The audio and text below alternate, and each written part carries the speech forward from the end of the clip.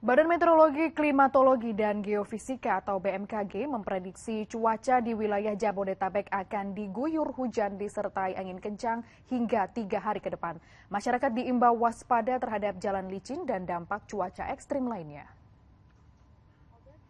Dominasi hujan dengan intensitas ringan hingga sedang di sebagian besar wilayah Jabodetabek, terutama pada sore hingga menjelang malam hari.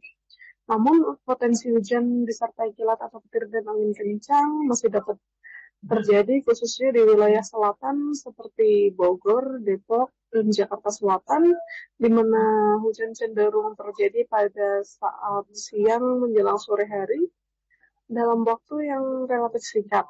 Lalu untuk 3 hari ke depan, potensi cuaca di wilayah Jabodetabek, khususnya untuk DKI Jakarta, diperkirakan masih akan terjadi hujan dengan intensitas sedang hingga lebat, sehingga untuk masyarakat yang akan beraktivitas di luar ruangan dihimbau untuk selalu berhati-hati terhadap jalan yang licin akibat hujan, lalu tetap waspada terhadap potensi bencana, terutama banjir yang sewaktu-waktu dapat terjadi, khususnya bagi masyarakat yang tinggal di daerah rawan bencana. Lalu tetap update informasi dari pemerintah terkait protokol evakuasi apabila terjadi bencana dan selalu update informasi perkiraan cuaca yang dikeluarkan oleh BMKG melalui website dan akun sosial resmi BMKG.